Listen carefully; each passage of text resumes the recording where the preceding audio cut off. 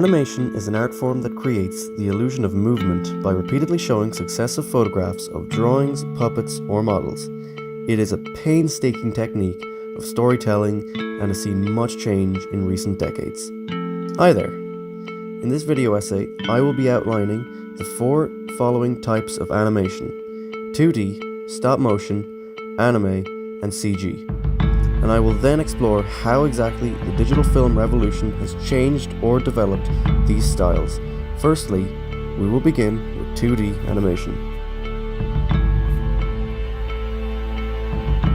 The first animation on motion picture film was Phantasmagorie by Emile Cole. As you can see, it shows a human hand's drawings come to life. It would be another 29 years, however, until the first ever animated feature with sound and colour in Snow White and the Seven Dwarfs would be released. This is also the first full-length feature from Walt Disney Studios. You might have heard of them before. As decades passed, animation studios became more and more confident in their abilities, and once the digital boom hit in the 90s, the way animation was done changed. Hand-drawn animation began to become obsolete, as instead of using cell sheets and following the original painstaking process, most animators scanned their work, if not completely drew it on a computer. The overall effect can be seen in the clips shown here. Much of the animation has become a lot cleaner and way more refined. However, due to the rise in computer-generated imagery, or CGI, animated films, 2D animation has started to become less prevalent in recent years. Even Disney haven't produced a 2D animated feature in a decade, with The Princess and the Frog being their last in 2009, despite this style once being their bread and butter. This isn't to say 2D animation has gone extinct, however, with some examples holding the mantle to this day.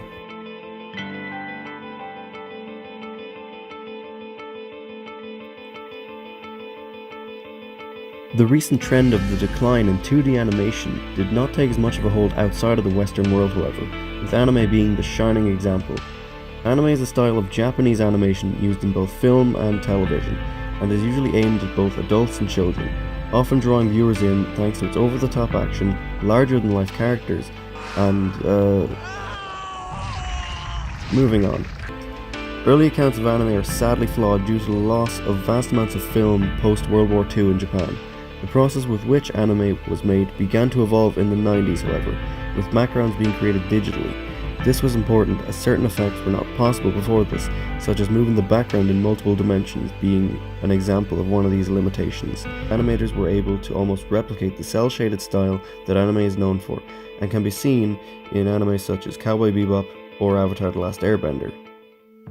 Certain anime have also started to make the shift to being entirely CGI, such as Space Pirate Captain Harlock from 2013. However, this trend has yet to catch on like in the West. The next style of animation is stop motion. Stop motion is a technique where the impression of movement is created by stopping and starting the camera repeatedly.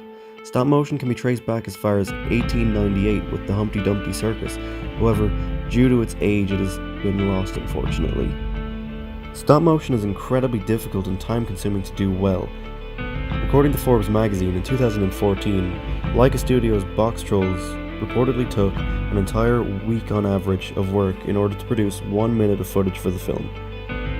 The models used have become more and more intricate over time as well, as we can see when looking at 2009's feature Coraline, and then comparing it to the simpler animation seen in something like Postman. Stop motion's animation has become more and more fluid and intricate as well, due to the digital film revolution. This can be seen with films such as LAIKA Studios' Paranorman. We see in this scene that despite it being stop motion, we can see that special effects were added in post-production for the film's main villain, an effect impossible to achieve before CGI was being integrated into cinema. CGI animation has been leaking into the other animation styles as we've seen so far. The technique meant that animators could stray from the paper and produce animation using software. Models and characters would be created on the computer using geometrical shapes, and once the animation would be completed, it would be rendered to add textures and other minute details.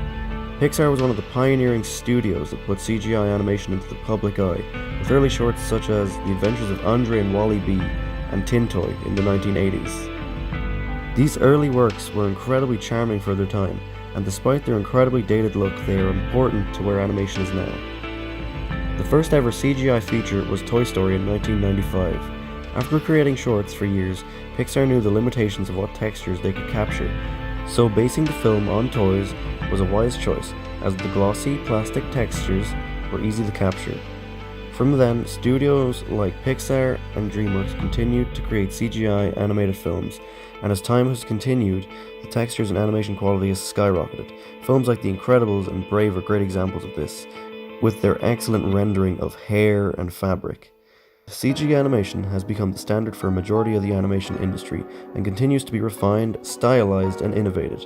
We see from this that overall, digital filmmaking has developed animation greatly and continues to influence it as technology advances, animation does too.